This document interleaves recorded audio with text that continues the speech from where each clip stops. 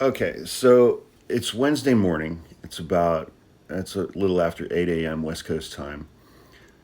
Currently, the government is scheduled to shut down because it runs out of money Friday at midnight, day after tomorrow. You know, Republicans have been working on bills for 6 or 7 weeks. And the, first of all, you know, the fundamental difference between the House and the Senate, theoretically, the House, people in the House are a little more nuts than people in the Senate. People in the Senate are supposed to be more thoughtful and deliberate and yada, yada, yada. Republicans in the House are fucking crazy. They're just bonkers, nutters. And so they passed a continuing resolution to fund most of the things in the government at last year's funding levels through September. But they inserted a few things that are a little hinky. And so what Mike Johnson did, because he knows that deadline is there, he wanted to put maximum pressure on Republicans in the Senate, and thinking that they won't kill this bill because it will upset Donald Trump. If a government shutdown happens, and it's like, you're seeing Republicans out there now, they're already calling it the Biden shutdown, which is stupid. They're already calling, what's happened in the stock market in the last week and a half, the Biden stock market crash, the Biden crash. Which, I mean, I'm sure Joe Biden's somewhere hanging out, like eating applesauce and taking naps. He had absolutely nothing to do with what happened in the stock market. The economy was booming under Joe Biden. Donald Trump intentionally wrecked it in 6 weeks. But they've got to pass this bill by midnight. So Mike Johnson in the House, he passes this hinky bill yesterday, 217 to 213. As close of a margin as you can get. A couple of Democrats were absent.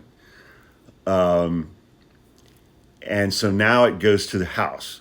So Mike Johnson gets that bill passed yesterday afternoon, and then he sent all of his members home.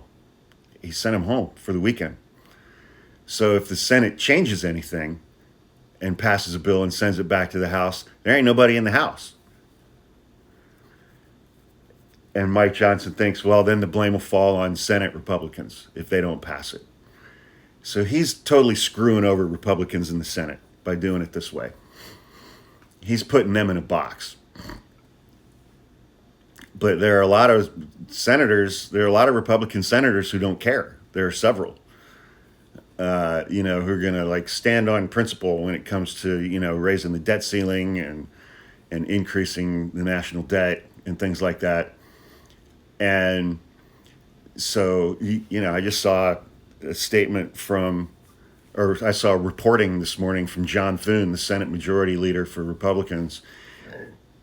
He's like, right now, we don't have the votes to pass this because they're not going to get any Democratic votes in the Senate. It's going to be zero. They have 53 Republicans. They can they can afford to lose 3 votes to make it a 50-50 tie, and then J.D. Vance can swoop in and cast a tie-breaking vote. If they lose 4 votes, that's it. The bill's done. It's dead. And the government will shut down at midnight, and the House is on recess, so there's nothing anybody can do on that. But, I mean, I don't know if the government's going to shut down at midnight on Friday, but wouldn't that be the perfect capper for the last couple of weeks? I mean, Donald Trump completely fucking craters the stock market, and then the government shuts down. And every elected Republican in Washington, D.C. is trying to blame all of that on Joe Biden.